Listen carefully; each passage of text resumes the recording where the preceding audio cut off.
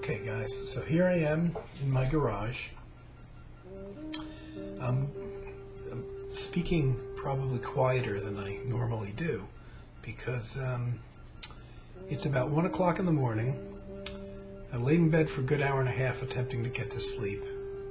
Totally unsuccessful, as usual, having a lot of trouble sleeping at night.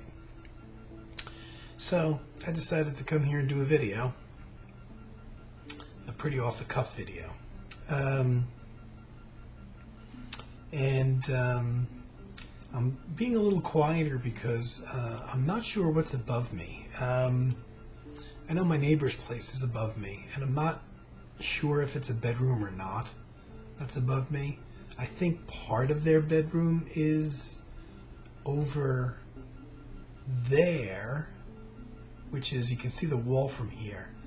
That wall, my neighbor has their garage, and I know part of their bedroom is above their garage. I'm not sure what's above mine. I don't really hear people walking around up there or anything, but it may be a bedroom, so I'm not going to scream and shout and play a drum solo, being it's almost 1 o'clock in the morning.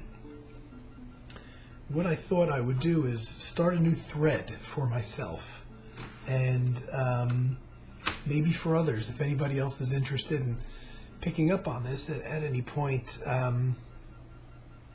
It would be interesting for me to see. And that is something I got thinking about when I showed some albums recently that I'm going to show again. You know, I've got a lot of albums that I've never shown here in the VC since I started making videos, but I keep coming back to certain albums that I keep showing for different reasons. Sometimes it's just what I'm listening to, sometimes it's because they're my favorite albums or favorite artists, whatever.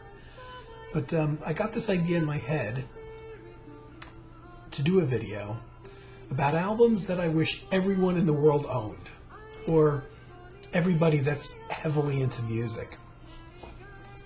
And it was one of those fleeting ideas that if I don't make a video, I know I'm going to forget. I'm going to forget to do it. You know, I'm going to forget the subject matter here.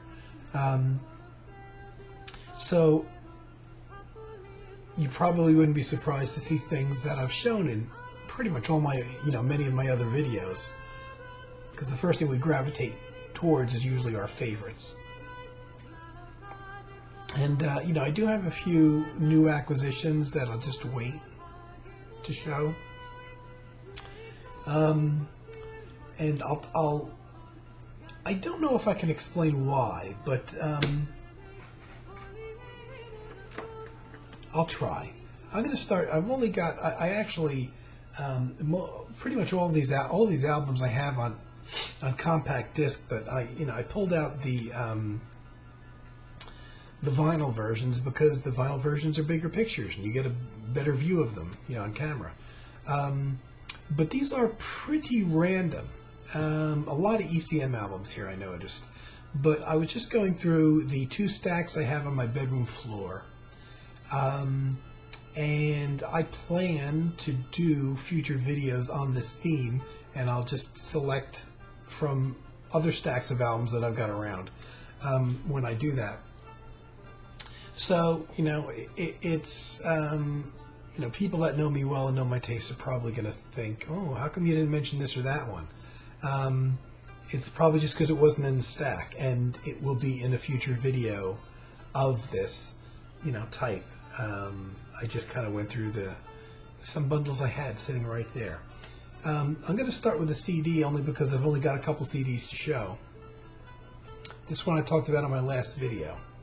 Music from Ancient Greece by the ensemble that I'm not going to try to pronounce, Orgonographia, which is all of 3 people that built all these instruments of ancient Greece, and I talked about this in my last video, and actually I pulled this album out even before that. My buddy Carm actually bought a copy of it because I was talking about it so much.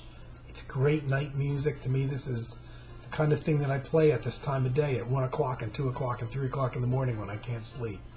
Not because it helps get me to sleep, but there's a quietness, very light music, very light stringed instruments, and a little bit of vocal and you know, a little bit of flute type instruments, but all ancient Greek type of instruments. And this is one of the albums that I wish everybody had. And when did this come out? This looks like this is from 1997, at least this version of it. So it's not like an ancient album. And this ensemble, which is only 3 people, 2 of them being a husband and wife, have done a few albums of ancient musics. And I think they got into some Chinese ancient music on some of them. And I haven't picked those up yet, but I will. But this one in particular, the music isn't hard to get into if you're open to it. And it's the kind of thing that people that are hardcore music fans, it's a place that only certain albums, usually quieter ones, can occupy in your mind. It's very, very much full of visual images, as are probably a lot of these albums I'm going to show. The next one, which is something I've shown a lot, is an album I picked up in 1978. Soundtrack to a movie called Lifespan. At least in America it was called Lifespan. And it was the first Terry Riley album I ever picked up. Sorry for the glare. And I had no idea who Terry Riley was. I was looking for new and interesting music, and this was in the import bins, and it looked like an all-solo album, which it is. Just Terry Riley on, I believe it's Hammond organ, with using many different settings of the Hammond organ. A lot of different sounds on here, all coming from the Hammond organ. He also plays a little bit of saxophone, does a little bit of voice on there, wordless voice, and plays the tabla drums on one track as well. This is made in France, the Stiff Records edition. This is only about 30 minutes long, and this is one of the albums that I most wanted to get in my, this is in my top 10 of albums of all time. And it's one of the albums that I was just dying for it to come out on CD. And it didn't come out. And I thought, it got to the point that it was so many years ago, and it's such an obscure album, and an even more obscure movie. And it's only about, between 30 and 31 minutes long. And with the movie not being popular, and the album not really being a popular album, and the years going by, I never thought it would see release on CD. And then all of a sudden, I kept looking, of course. In 2007, it did come out.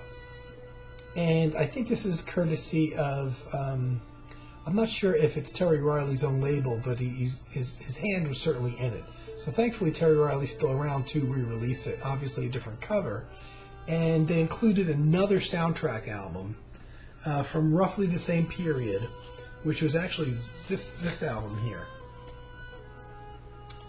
And it's good because the 30-minute length of the other one is pretty damn short. And this particular album, which is 2 tracks that are about 18 and a half minutes long each, is from a 1972 movie. I know nothing about this movie, unlike the other one, which I've seen. And so, with this album being about 37 or 38 minutes long, and again, I think this is a French film, and I have no idea whether or not this ever came out in the U.S. It's a great pairing. The music is compatible, and this isn't, I don't think anything could be up there with the Lifespan soundtrack, the first album I showed. But this is a good pairing, and to have it on one CD at the cost of, a single CD. And you have just under about 70 minutes worth of music on the CD edition, which is, at least in the U.S., very, very easily available. And I don't know if I could, most of these albums have a similar quality, and that's very interior music. I don't think any of the albums that I'm about to show have very much aggressive, say, drumming on it or anything like that. So it's all really quiet stuff that, if you don't pay attention, can flow right by you. If you pay attention, there's a lot of payoff.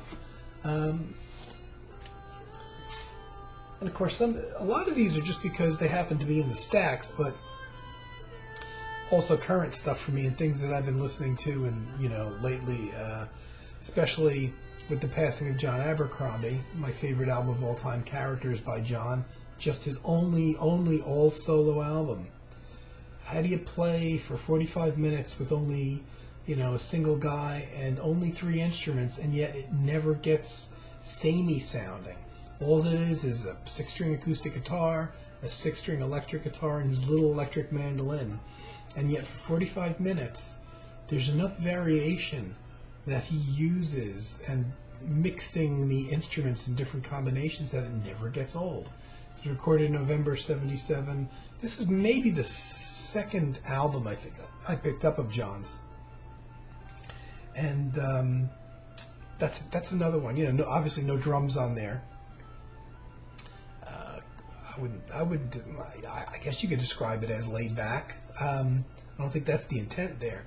It's just one of those, I think in a lot of ways, quiet music, if you can tune into it, has an intensity to it that almost nothing else does, because it seeps into you rather than being a physical thing like with a lot of drums where you physically might want to get up and move or something like that. This stuff speaks to a different part of you. And literally all of this music calls up, even the more mainstreamy things I'm about to show, calls up a lot of imagery for me. When you just listen to it, if you close your eyes or do whatever, I don't know. Can you listen to it without these visual images coming up? I don't even know if it's possible. So here's another one. And recorded just before the John Abercrombie Characters album I just showed, a duet album with Ralph Towner and John Abercrombie, Sargasso Sea. And again, a very interior album. Just 2 guitarists. Ralph playing a 12-string acoustic guitar and the nylon string classical guitar, and puts a bit of piano in there. And the piano is really the thing that helps color and prevent the album from sounding the samey. It's about 40 minutes long, and John on the electric guitar and the acoustic guitar. When John plays acoustic guitar, though, Ralph is playing the classical guitar, so you can always tell who's doing what. But the addition of piano on maybe about 2 tracks, I think, really colors the whole thing very nicely, and again prevents it from having that a samey sound. And again, this was recorded in May 1976. Very, very much interior music. A few of these albums I'm going to show do have like drums. They're a little more conventional, though. But I'll save those to the end. I got more ECM, but I'm going to skip over to this one because here's one of Harold Budd's first albums, The Pavilion of Dreams. Now, a lot of people consider this to be his first album. Technically, it's not his first album, but the one thing he had out prior to this was very early and very much formative. Not really the Harold Budd type of music. I don't think he had really completely formed his vision yet at that point. But by the time this album came around, it did. And this is an ensemble album. But again, there's no percussion on here. It's very quiet. It's like the Greek album in a way. I guess, you know what, you could even play those two side by side. There's a couple shorter pieces just for female soprano vocals and a classical harp. And there's almost no electric instruments on here at all, with the exception of Harold Budd playing electric piano in a couple of the tracks. And it gives it a nice color. The other instruments are, you have Marion Brown playing saxophone on one track, which is beautiful. There's a harp on numerous tracks. Marimbas, there's 4 marimba players on one long track, which is just an amazing, instead of being real percussive like a Steve Reich kind of thing, it's actually just makes a nice soft bed for the saxophone and the piano and the harp to play over. And there's chorus vocals, not really singing words. that are nice, you know, long sustained notes. Just a beautiful album, and you know, as early as it came in Harold Budd's career, it doesn't sound formative at all. It doesn't sound like an early album. It sounds like he really knew by this point already what he was doing. And again, another Interior album. Here's one that a ton of people will know, back to the ECM stuff. Terry J. Riptle's After the Rain, still my favorite album of his. And again, the cover picture is a great thing to stare at when you listen to the music. It's Terry J. all by himself, and again, the only time he's done that. This is like the John Abercrombie Characters thing. And there's Terry J. in the studio, and doing a lot of overdubs. Well, not a lot. There's a couple pieces where Terry J's playing acoustic guitar, and to date, it's the only time I've ever heard him play acoustic guitar. And one of those is just a live acoustic guitar thing. All the pieces are pretty much very short. And then the second acoustic guitar piece actually has him playing 2 acoustic guitars. So not necessarily a ton of overdubbing. There's quite a few pieces that are maybe like three pieces, like 2 keyboards and a guitar or something like that. And then there's a couple pieces that are a bit more expansive. Some synthesizer, some keyboard, guitar over that, even a little bit of flute. Tiny little bit of saxophone in the first track. Technically, you could say it's not really a solo album. His wife at the time does a couple vocal oohs and ahs on what is about 2 tracks of the album, but they're mixed very low.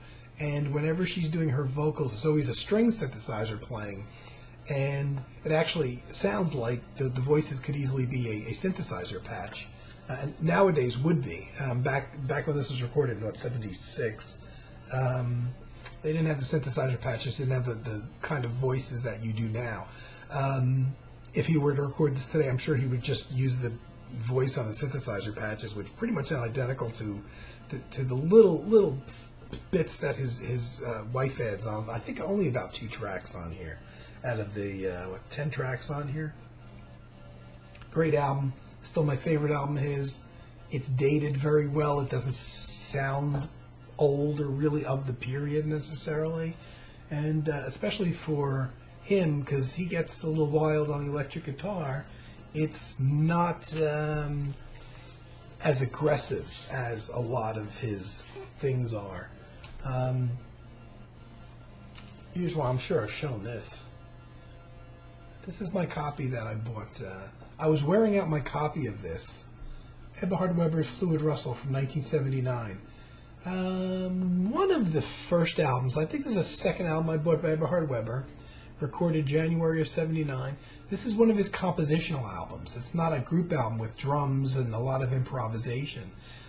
This is one where there's little bits of improvisation here and there, but it's mostly a written out thing. 2 female vocalists who are not, who are singing harmonies, not words. So their voices are really being used as an instrument. Eberhard Weber on bass, and there's a little like percussion instrument in there, like almost like a bass drum you hear only at times. Bill Frisell, this was his first professional studio recording for I guess like a major label. He plays guitar and balalaika, which is is it Greek? I think it's a Greek stringed instrument, and it's very noticeable. He only plays it in one part of one of the tracks for a few minutes, and he's strumming basically a single chord on it, and then everything happens around him. Very interesting sound. And Gary Burton on vibraphone and marimba, and the marimba and the vibraphone are the slightly percussive elements in there. Because there's no other real drums except for that occasional bass drum that pops in every once in a while. But it's not don't picture like bass drum like you hear in techno music or rock. It's one of those albums that, to the uninitiated, or people that aren't open to a lot of different types of music, may sound kind of weird at times. But it's one of those interior albums, great for this time of day, middle of the night. I'd open my garage door so you can see how dark it is outside, except I think like my neighbors upstairs would definitely hear that. Another ECM classic, another old solo album, Blue Sun by Ralph Towner from '82, recorded in December of '82. Again, Ralph on 12-string and classical guitars, piano. This was the first album that he was using synthesizer on, at least his first solo album. I'm pretty sure this predated him using it in Oregon. He also plays, interestingly, French horn, cornet, and percussion on here, which is not something you hear him play a lot. And there's some light percussion. There's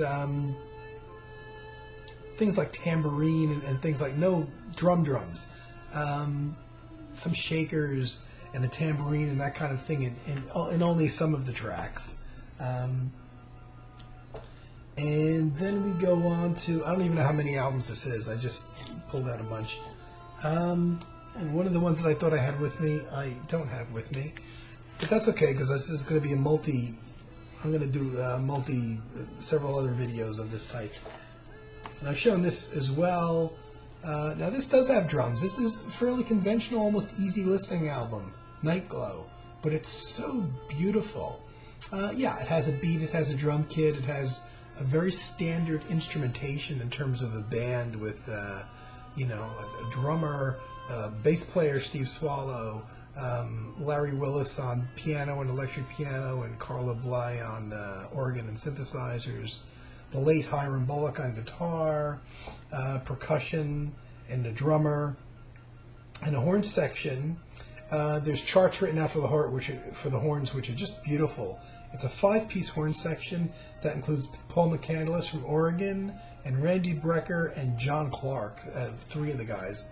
Those are really, really beautiful horn charts in the background.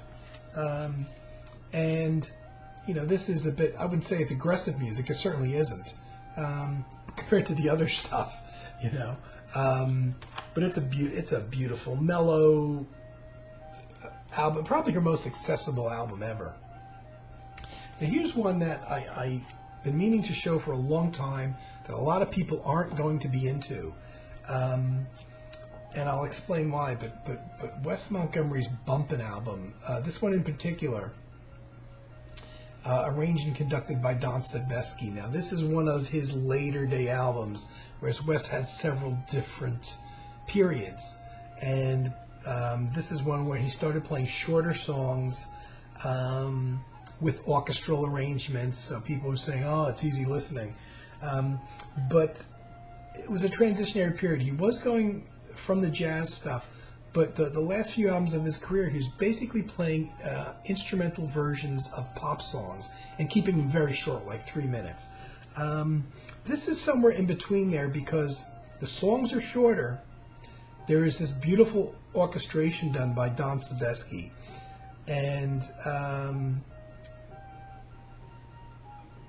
but they're not doing like the pop songs yet, like California Dreaming and a lot of songs like that from the late 60s. These are still original tracks, tracks by Don Sebesky, jazz things. So they're not, this is from, well, the date on this is 65. I don't know, it was recorded 64, 65. But there's a version of Here's That Rainy Day on here, which is what turned me on to the song.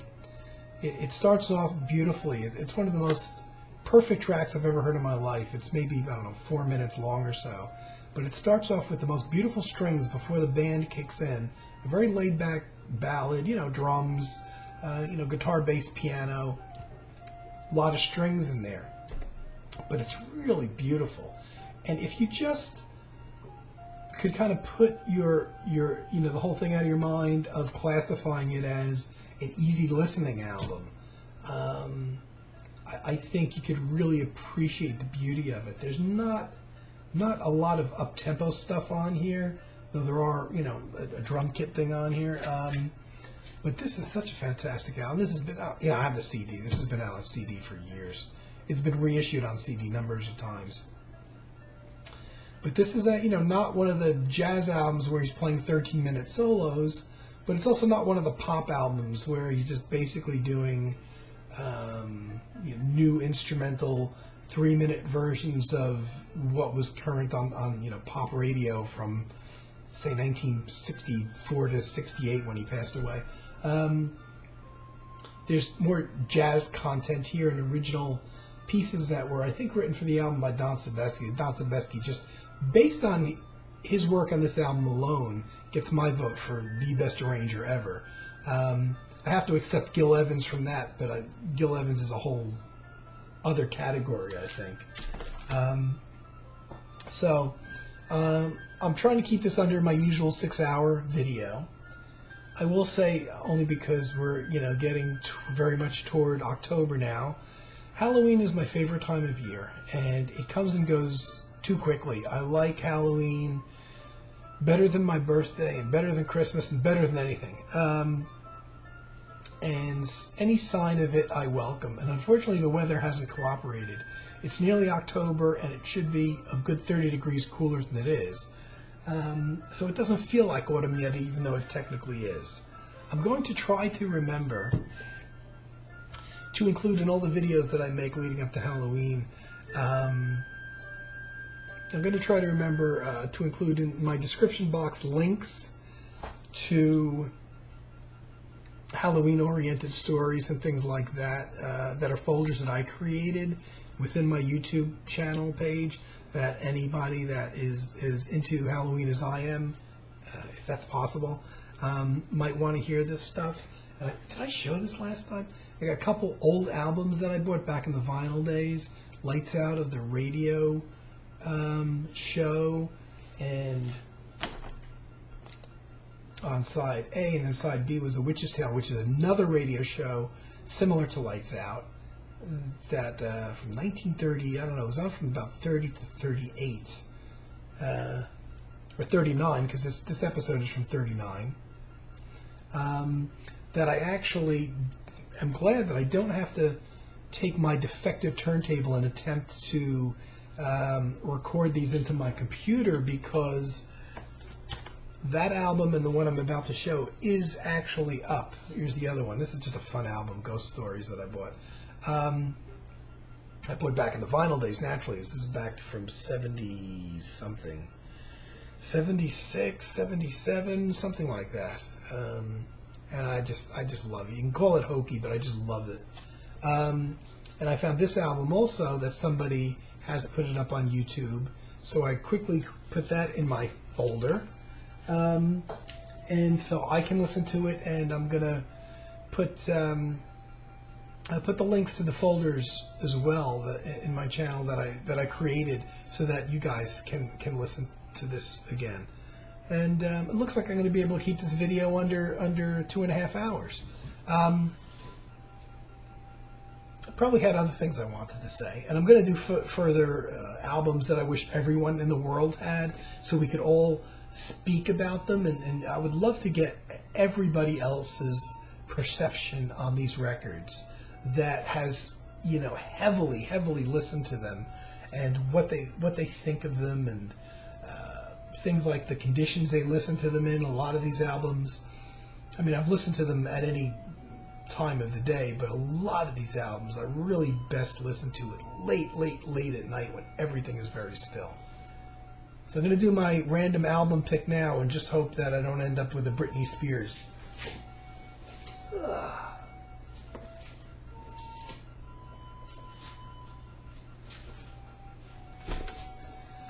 Again, this is too easy. I got a lot of ECMs in there, and I might have to pull some of this stuff out, because this is as easy as the last time I pulled out.